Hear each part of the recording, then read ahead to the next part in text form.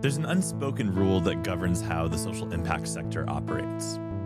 We don't lie, we don't manipulate, and we follow the science, we tell the truth, we play fair, and it's a good rule, it's the right rule, but it's also increasingly a losing one. Because the industries we're up against figured out a long time ago that they don't have to win the argument, they just have to muddy it.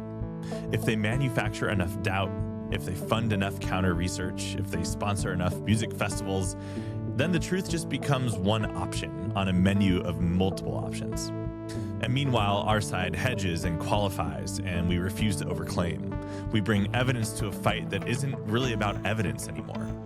So here's the question. How do we win without losing our integrity?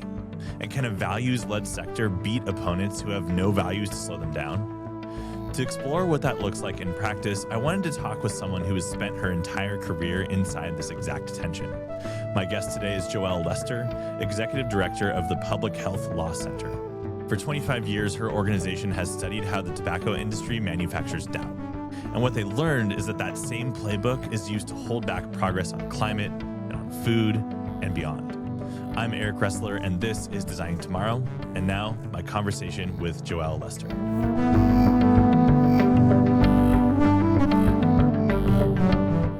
Joelle Lester, thank you so much for joining me today. Thanks for having me. So I'm really excited for our conversation. And I think where I'd like to start is to rewind a little bit in the work that you're doing and talk specifically about a report that your org came out with called Cooking with Smoke. And the reason I want to start there is because I think it's a really interesting kind of case story about how like public policy work happens, and also sort of the behind the scenes that just everyday people or even people in this space maybe aren't aware of, kind of what's going on behind the scenes that creates tension and backlash and doubt in public policy work. Yeah, definitely. So actually, I will take a step further back from that report to explain why we ended up approaching the issue of clean indoor air the way we did. We were founded more than 25 years ago to work on the issue of commercial tobacco product use. And in our work over 25 years, we have learned a lot about how the tobacco industry operates, both how they have information, conduct their own research, what they share publicly, and what they lie about. And what we have realized is that our understanding of that industry helps us also understand how other industries operate, because many industries take a page out of Big Tobacco's playbook in how they approach science and research and public perceptions of harm.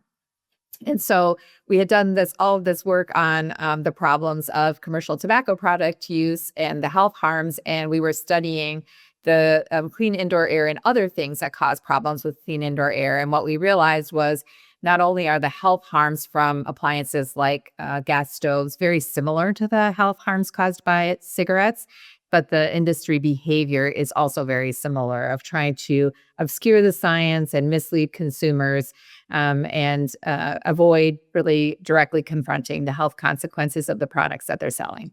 So we've talked about this before, and you had actually introduced me into the term merchants of doubt. Can you tell me about who are these merchants of doubt? It sounds like some kind of conspiratorial cabal, and it seems like that's actually partially true. So Can you help educate me and our listeners about this element of doing the work? Absolutely. And I cannot take credit for that term. Right. It's the name of a book and a documentary film, which I totally recommend to everyone. It's fascinating. But it's describing the industry approach of knowing the science behind the products and the consequences of their products, and then trying to cast doubt on the legitimacy of the science. And so, for example, in tobacco products, when the first Surgeon General's report came out and then a few subsequent ones came out, the industry kept saying that it wasn't clear whether smoking caused these different cancers. And they also said they didn't believe that nicotine was addictive. And they kept swearing that they didn't believe it was addictive, including a famous photo at a congressional hearing in the 90s where all of the CEOs of the big cigarette companies said that they didn't believe it was addictive. And then, of course, we know from the litigation and the discovery and the industry's own documents that they knew way before everybody else knew not only that nicotine was addictive, but that the products were causing all kinds of health problems, including many kinds of cancer. And so the art of it is that they don't try to disprove it. They just try to raise doubt in people's minds about how believable the science is. And we have seen that same tactic used over and over. Most prominently, I think, in people's minds right now is about climate change, where people say you can't be sure that that's what's causing it. We're not positive. There are probably other causes. And it's enough for the public to feel like the question is unresolved. That is an open question of research, and it's not. It's not in climate change. It's not in tobacco use. So, but it's an industry tactic to avoid taking responsibility for the consequences of their behavior and their products. So to me, the other parallel that comes to mind is with social media and algorithms. Yep. And I think we see this also with some of the data and research and whistleblowing that happened out of Meta and Facebook around, clear data and, proof basically that those technologies can create like major harm to people's mental well-being, especially for young people. And so there's always this conflict between science and what's best for society and health and well-being for our culture and the financial incentives of big industry. How do we as a sector approach this problems like these problems at scale, especially when a lot of times the theory of change at large for creating social good is philanthropy coming in, creating interventions, and then partnering with the government to scale. And I think that that's still overall a very valid strategy. But now government as a partner in especially public health in America, but also across the globe, is becoming less durable and reliable as a partner. More fickle funding cycles, funding disappearing all of a sudden. So for organizations like yours that are primarily grant funded, and my understanding is primarily, or maybe not primarily, but traditionally a lot of those grants traditionally coming from state or federal government, how are you navigating that tension right now as a leader? Well, it's really hard. I won't sugarcoat it. It's been an incredibly difficult year and a half, especially where in public health, government has not only been a partner, but been a critical partner in Yeah. protecting community health and funding research and bringing partners together across sectors. And now we have a federal government, anyway, that is a barrier to improving health in communities around the US. So it's been very difficult. I do think that it's overwhelming to think about all the things that have to happen to advance public health and environmental health and health justice. But it helps me to think about it in terms of everybody doing their part. The government is going to continue to need to play a role at some point. It will have to re-engage because it's really important to make sure that the health protections through policies and programs are reaching every member in every community in the U.S.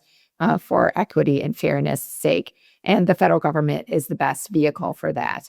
But I think you can, there's philanthropy does have a role to play. Nonprofit organizations, educational institutions, companies, private companies can also have an important role to play in funding research, providing grants.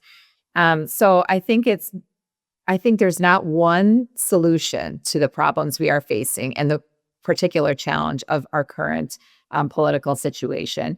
But there are a lot of things we can do, and everybody has to do their part in order for us to get through this difficult time and be ready to make bigger strides to protect health once there's more opportunity for that going forward. I do think that just on the funding point in particular, I think it's really important that philanthropy step up to this moment. This is not normal. The federal funding has supported state health departments in all 50 states and many programs led by nonprofit organizations. And so the absence of huge amounts of federal funding or the new restrictions on the federal funding means other funders have to step up. And I think that has been challenging in philanthropy because there's been a way of doing business and they have their own culture and systems in place. And some of them are huge organizations themselves. And I really appreciate and admire the foundations that have dramatically adjusted. The McKnight Foundation here in Minnesota is a good example. The Robert Wood Johnson Foundation, which has been undergoing a whole evolution in how they do their funding anyway, it has been more ready to meet this moment, I think, than some. But we really, those of us doing the work in the field, we need the funders to step up right now and bridge this difficult time until we can get to steadier, firmer ground. Yeah, and that's a theme that we've definitely been trying to surface and spotlight on our show, even here on Design Tomorrow. We've done some really awesome interviews with the Stupski Foundation, Jen Wynn, who they're Spend Down Philanthropy, and they're really pushing, I think, with a strong conviction and good data to challenge the philanthropic sector to step up, at least temporarily.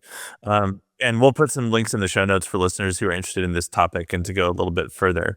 I'd like to ask you, though, more from a personal level, given all of these challenges, especially as it relates to public health, especially as it relates to durability and reliance of funding and federal grants and even state grants in this moment, how have you thought about and how are you actively pivoting to continue your mission despite these barriers? I think we've done a lot of different things to keep the work moving forward despite all the barriers. But first and foremost, we have grounded ourselves in our values and in community with our partners. And I think that has been really important to keeping things steady here at our organization and also providing support where we can to partners who are also struggling and dealing with the same challenges. But I think the only way through this kind of broad, um, sustained attack on the work that we're doing and the values that we hold dear is to stand together in solidarity and to do everything we can to keep our partners going as well as our own organization. So we've done, we have continued to focus on equity and justice in public health. There is no improving health for all if you don't figure out why health disparities are persisting and take specific actions to address those health disparities. So we aren't shying away from that. Racism has caused poor outcomes and for certain folks in communities, and you can't fix that if you aren't talking about racism in systems and in communities. So, like everyone, I think we were knocked back on our heels at first with all of the attacks on diversity, equity, and inclusion programs, as well as on belief in science and in experts. But we have really stayed true to those values. And another thing that I think is important in how we've conducted ourselves is I'm white. And so we're not a Black-led or a BIPOC-led organization. And our name is sort of general. And so there is protection in that. And what's important to me as an ally is to ensure that I'm doing everything to stand shoulder to shoulder with the folks who can't avoid the risk and to take that risk together. And I do think there's so much strength and solidarity that when there's hundreds of organizations standing together to resist changes in federal grant making or prohibitions on research related to LGBTQ plus community, that solidarity is so strong. And that's where we win in court and where we win in arguments with the administration. Yeah, I think that's a really good point. And let me kind of say that back to you to make sure I'm understanding what you're saying. I think anyone in this sector doing this work right now in the current situation has a certain amount of exposure to extra scrutiny, funding cuts, pick your barrier. And what I'm hearing you say is that we need to be self-reflective and clear-eyed about where is our exposure and where is our strength as an organization because of leadership, because of the type of work that we're doing. We've been navigating this a lot in our portfolio of client partners where we have some client partners who are Black-led, working on DEI issues, working on diversity, like really core to their programming, who are significantly more exposed in this moment, even in their positioning and their messaging. And then we have other clients who are doing similar work from a slightly safer point of view. And so I've been really trying to work with our clients to help them figure out how to navigate when does it make sense to be doubling down on that mission publicly in almost a resistance style versus when does it make sense to go a little bit more underground and to hunker down strategically so that when the conditions are better, we can come back strong and not actually go under even potentially in this moment. Yeah, that's all very well said. These are the kinds of conversations we've been having a lot of with our partners. And I don't judge any organization for doing what they need to do to get through this time. I Yeah. will say that it's important for organizations with resources and with privilege to make sure that they're not sinking into that and doing less than they could. And so we aren't trying to lose any funding. We're following all of the rules for our federally funded projects, and we're doing our very best within those constraints. But we absolutely comply with all of the requirements of the federal grants. And as an organization, we think equity and anti-racism is central to public health work. And so we have other funding, and we can continue to talk about that and be bold about that. And I also think I just feel a real responsibility as an ally to make sure I'm saying the words that and demonstrating to people that these values remain at the Public Health Law Center. We are here for our partners. We are constantly trying to think about what else we can do that we maybe haven't done before, but right now is an unusual time and we need to extend ourselves in those ways. And I think that, I feel a huge responsibility to my staff, and I'm sure everyone you talk to says this. Um, you know, I I know that they rely on this income. These aren't a bunch of independently wealthy people who work here. They work here because they care about the mission and they need these jobs. And I need to be responsible with how I conduct myself so we sustain our funding and sustain our staff. And this is a terrible time. And I want to conduct myself and I want my organization to conduct itself in a way that we are proud of later, in a way that we point back and say, we did everything we could to protect people. We did everything we could to maintain public health systems and policies, and to be ready for the opportunity when it arises again at some point in the future for bold policy change that dramatically improves health outcomes and reduces disparities. I think public health is an interesting proxy for a number of other like systemic social change issue areas. And in a minute, I'm going to try and connect it to climate action, which I know you guys do a lot of work on as well. And to me, it's the kind of work that does, to your earlier point, require all sectors to come together and to work together. We need public health education. We need individuals to be informed by the right people, by the experts around the choices that they make so they can show up with agency. We also need activism. We need nonprofits. We need, of course, a strong set of government policies that are built to protect people.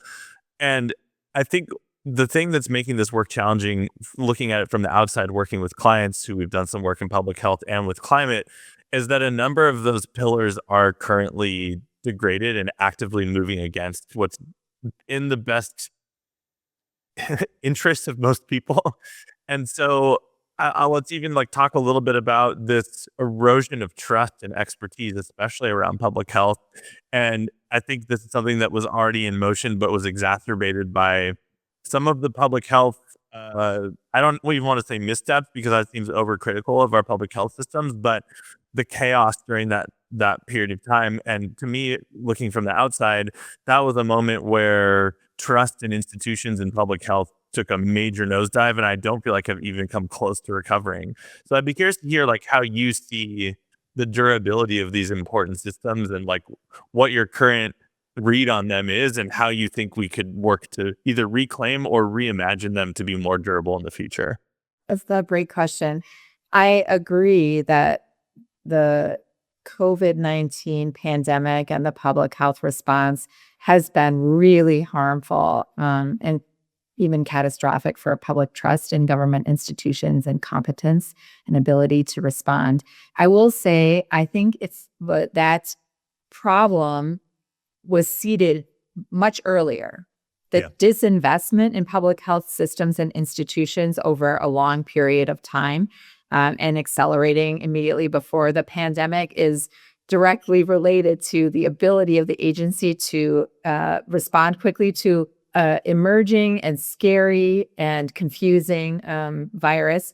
And that isn't an accident. The same forces that oppose government as a helpful institution in people's lives now that was, that was why they didn't want to fund the institutions then. And I think, public health is tough because if we're really, really effective, people don't experience anything bad. And Yeah, so right. I think that, if you're doing your job, people don't think about you and they don't really understand, and it's kind of invisible.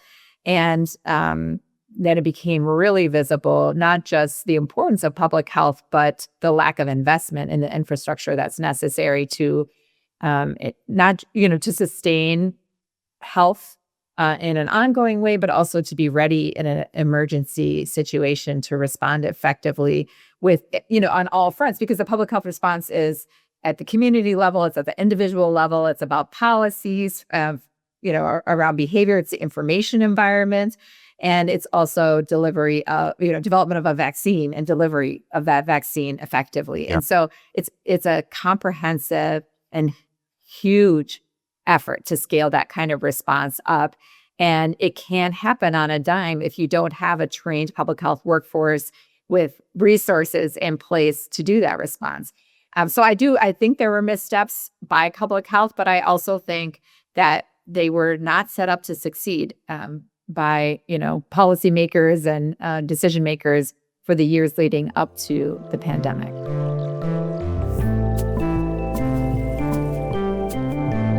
Hey friends, real quick before we continue today's episode.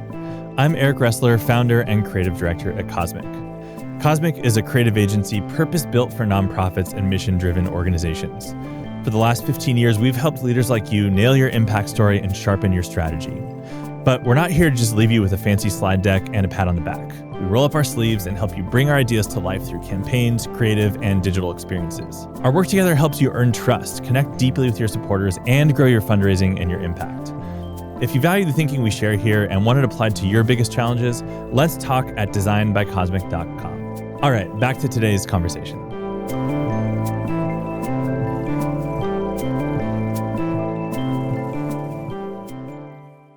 So we're talking about like merchants of doubt as part of this broader equation. We've talked about how that has shown up for tobacco.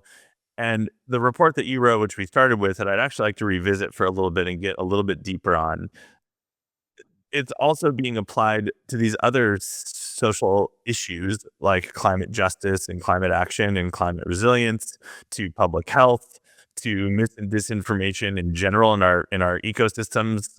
We just did a spotlight interview with Joel from Civic Online Reasoning, and they're doing a lot of work around trying to improve our digital literacy from a young age. So they're working in school systems because these new modes of communication and technology have a lot of upsides, but unfortunately we're seeing in real time they have a lot of downsides too, into shaping public perception and these like fracturing information silos. And so I want to revisit this idea of the merchants of doubt and maybe tell me a little bit more about like how they showed up when it came to big tobacco, and like how some of those same tools around sowing doubt and confusion intentionally are showing up as it relates now to climate change.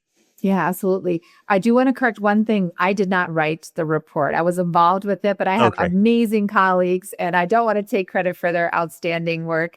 But yes, it's the parallels are really uncanny. And I think in the big tobacco space, merchants of doubt, I mean, it was a huge coordinated effort among the big tobacco companies to fund research that looked independent. So they had their own tobacco research centers that they funded to produce favorable papers. And then they also would fund researchers at academic institutions to produce favorable research for them.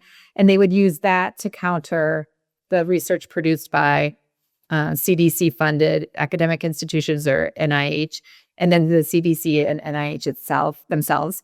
And then I think it was also just the constant questioning of the science and saying, here's one problem, is that scientists have integrity about how they talk about their work, and they will only say what they can demonstrate. So they'll say, well, these are the limitations of this study, and we know this from it, but I won't make the leap to these other things that seem likely because all I know is this. And then on the other side, you have people without integrity who are making much bigger claims than any research supports. And so it's an uneven playing field because of the limitations of the scientists with integrity being unwilling to extrapolate irresponsibly. So that's also part of the problem. And that's something we deal with all the time still, is that so many researchers are so careful in their language and what the claims they think they can support are.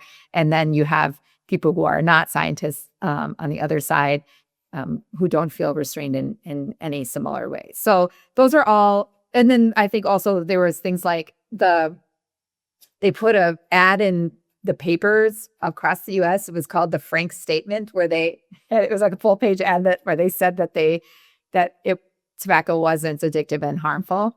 And that actually was used against them, that kind of affirmative claim of protection, when they knew at that time all of the harms of tobacco. When all of that came out in the U.S. v. Philip Morris case, that kind of overt lying to the public actually was harmful for them, which is good that they were held accountable in that case.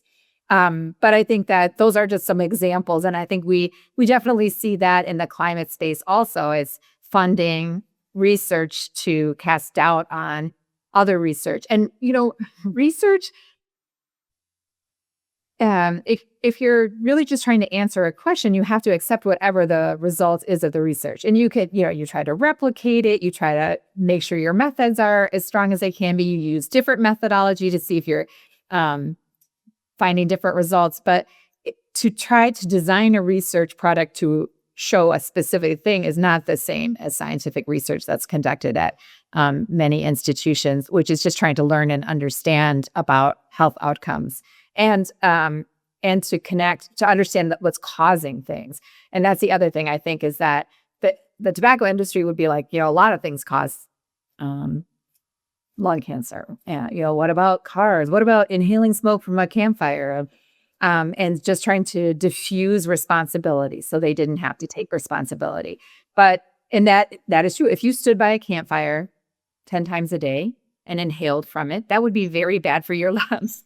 Right. But it's not really an honest comparison, because that doesn't happen. People don't stand by the campfire that way. But, trying to take something that seems innocuous and then say it's no worse than these products that we're targeting and making as addictive as possible is so disingenuous.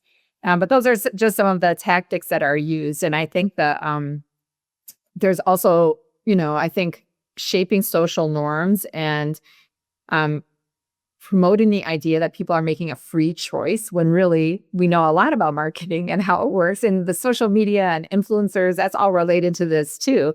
But it's refusing to take responsibility when that you're able to shape people's opinions through marketing campaigns, but you're telling them that any restriction on the product takes away their freedom to choose that product.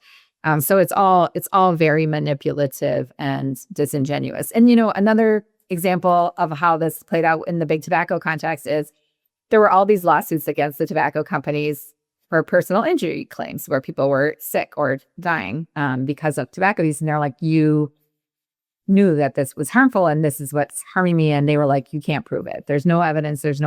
And everybody lost those cases. And then as soon as it shifted, then they said it is harmful, but everyone knows it's harmful now. And so, it was an immediate pivot from like, no, it's not harmful, to it. Not only is it harmful, but it's your fault that you did it, even though it's harmful because you should have known. So Right. it's, basically saying anything to avoid taking responsibility for their industry behavior.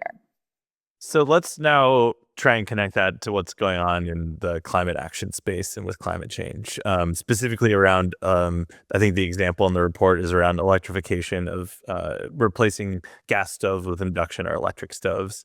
Tell us about how some of these similar tactics are being used. Well, we have some very funny examples of marketing campaigns about how great it is to cook with gas.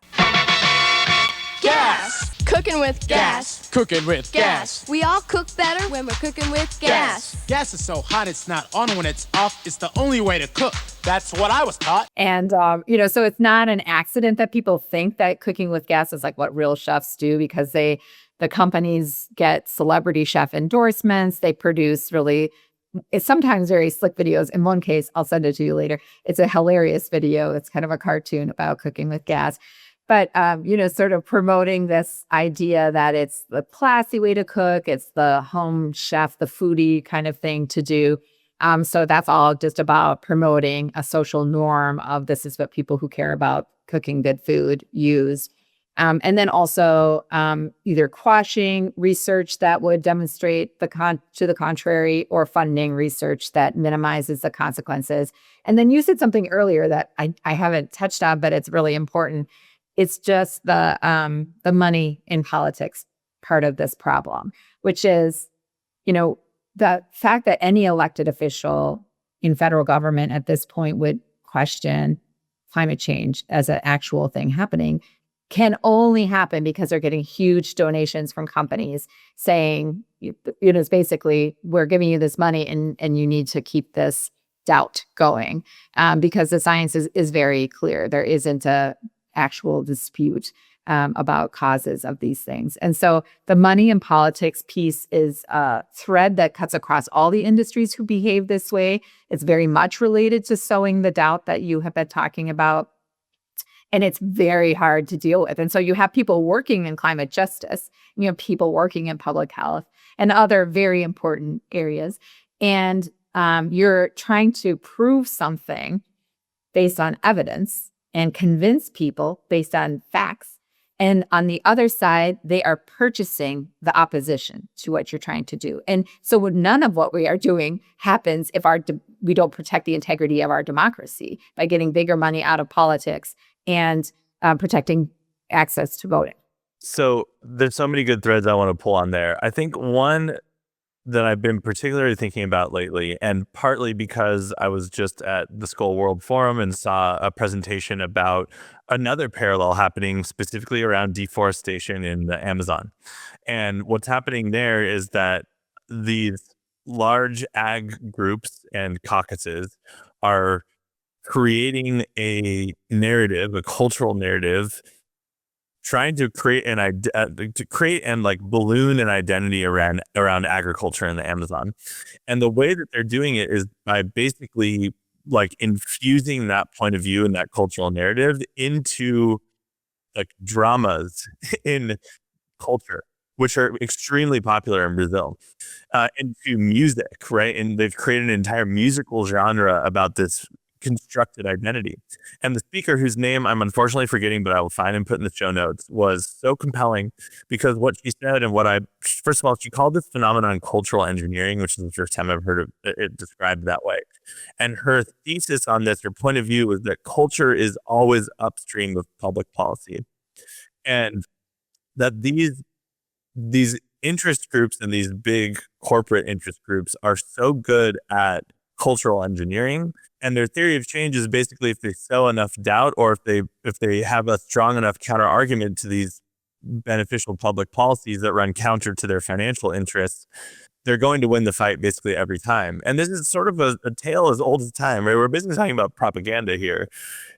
And yet, like, I feel like our sector, the social impact sector at large, consistently under indexes on or is unable to play as effectively at cultural engineering. And I'd be curious to just hear, like, why do you agree with that? And if so, or if not, why do you think that is? I think that is so interesting. I love that framing, the cultural engineering. I haven't heard that either. But as you were talking about it, I'm immediately thinking of all these examples of how that has happened. And to use the tobacco example again, I mean, tobacco product placement in movies is still a huge problem. Yeah. And then with the rise of influencers, there's a whole marketing of tobacco products to young people using celebrities and influencers on social media channels that I don't know about because I'm too old. So I don't even see a lot of that. And so they are way ahead. And another a really important illustration of this is menthol cigarettes, which the tobacco companies have predatorily targeted towards the Black community in the U.S. for many, many years. And, it's the Newport Jazz Festival, it's about sponsoring music festivals. It's about taking Black cultural iconography and using it in marketing, in advertisements, in packaging. I mean, it's so comprehensive and trying to make it seem like smoking a menthol cigarette is part of the Black American experience, which it is not.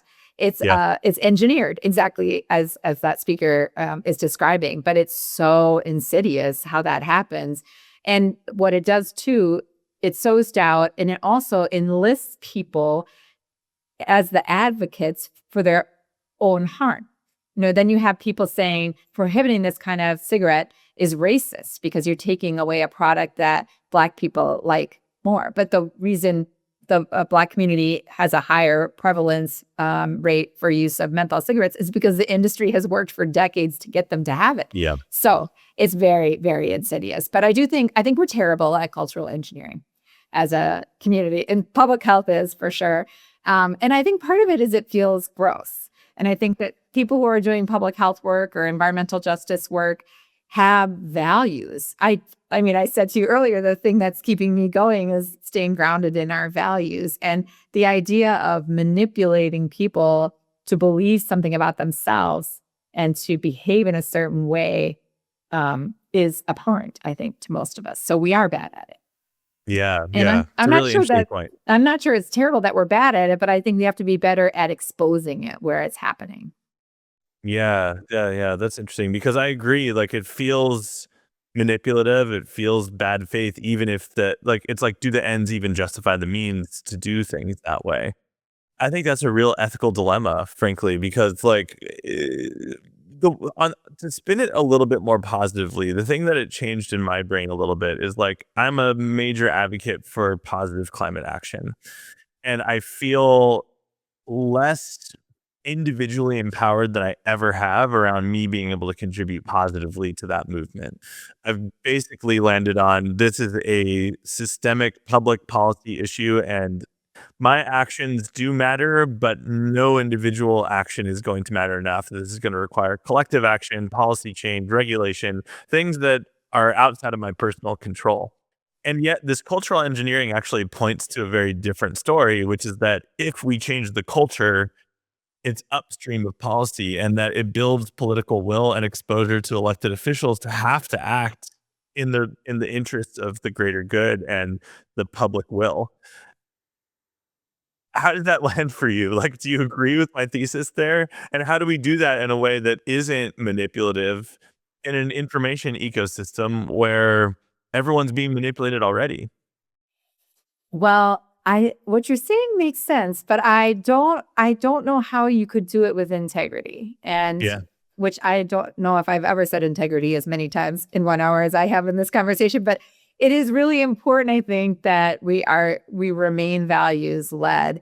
But I think what has worked is to pull back the curtain on the industry behavior that's the social engineering and everything. And so just to continue with the menthol cigarettes example, what's been really effective is Black-led organizations, chiefly the African American Tobacco Control Leadership Council based in California and the Center for Black Health and Equity based in North Carolina and Georgia, really doing the research on the industry's behavior and the predatory marketing and how they really talk about the Black community to each other versus how they're marketing the products, and sharing that information with communities. Dr. Valerie Yerger at UCSF was one of the original tobacco documents archive researchers, where all the documents went after the litigation. And she has amazing presentations that she shares with community members, and young people are especially, I think, receptive to the information and enraged by the predation. And so I think it's not so much that we do the same thing, but people should trust us because we have a good result in mind. It's more that we expose what's happening and empower people with the information they need to form their own opinion about things, and apply the pressure to policymakers there. But I think there's probably something about the cultural engineering that could be done with integrity. But I would have to think more about that, I think. Yeah. I mean, the first thing that comes to mind for me is that we're also, for better or for worse, in an ecosystem where everyone loves a good conspiracy. And here's one that's actually real. So maybe that expose style, truth sharing might feed into the zeitgeist in a positive way. And maybe it's just about like, how do we, going back to the topic of trust and like there's less trust than ever in institutions. Nonprofits are still, generally higher than other institutions, despite also taking a bit of a hit based on the research that I've seen. So do we need to get pragmatic as a sector sometimes without losing our integrity, but partnering with people who do have platforms and influence, potentially celebrities, as has been done before for public health campaigns, in a way that either exposes or motivates or shares truth to people, and doing cultural engineering in a positive way that we can feel good about. And when we look back in a decade, say like, yeah, that was a good move and I can sleep at night. Yeah, I think so. I think one thing I think that public health and environmental justice groups aren't great at is, short soundbite kind of bits of information that are persuasive to people. And we're not that great at storytelling. And I think that, and I'm a lawyer, and so I 100% include myself in the people who are not great at this, because we always want to use a lot of words to tell people things, and that's not the information environment we exist in right now. And so I do think we need to approach it with humility, that we have not been able to connect with audiences the way we need to, and we need to think differently about how we're delivering our information. That having all the evidence and having the legal authority and being right is not getting us where we need to go. We need to be able to communicate with folks in communities in a way that resonates with them. Yeah. So Joelle, before we wrap up, I'd like to ask, despite everything going on and all of these challenges that we've talked about, and this has been a fascinating conversation, so thank you. How are you getting through this as a leader, especially when things are hard? You're in Minneapolis, so I imagine, and we've talked a little bit in the pre-recording about your experience there. There's a lot of pressure. You have a lot of weight on your shoulders as a leader. You mentioned having to keep your staff, protected and supported. What are you doing for yourself to kind of stay motivated and to stay balanced? I'm not expecting that you're doing that every day. I don't think anyone is, but like for listeners who are in similar situations, any tips, any thoughts? Like, what's keeping you motivated? What's keeping you engaged in this work despite all of these setbacks and challenges? Yeah, it has been really hard. I'm actually based in St. Paul, the lesser known of the Twin Cities, but it's been a brutal stretch here, and it has been really difficult to see the way forward as a organizational leader and just a human being. So I think I do a lot of little things. I work out regularly. I go to a lot of live music, which is like church for me. And then I also feel really lucky that I'm doing work that is meaningful and important right now. And if I weren't, I would feel, I think, more hopeless. But instead, I spend my day with people who care so much about each other and our communities, and who have devoted their careers to making people healthier. And that's an amazing gift, to be in that space every single day. So even when it's hard, I know I'm on the right team. And then the other thing for me is I am a single parent of 2 teenagers. And I think it's been a tough stretch to be a teen, with the COVID-19 impact on youth and gun violence in schools. I think there's a real loss of faith that adults are going to do the right thing. And so I feel very motivated as a mother to do everything I can to turn things around, because I want my kids to see that good people are doing good work, and we're trying to make things better all the time for our own families and for people we will never meet. That's the lesson I want them to take from this. I think that's a beautiful place to wrap up. Thank you so much for your time today, Joelle. And looking forward to seeing what you guys do next as an org and as you do as an individual. Thanks so much. It was great to talk to you, Eric. If you enjoyed today's video, please be sure to hit like and subscribe, or even leave us a comment. It really helps. Thank you. And thank you for all that you do for your cause and for being part of the movement to move humanity and the planet forward.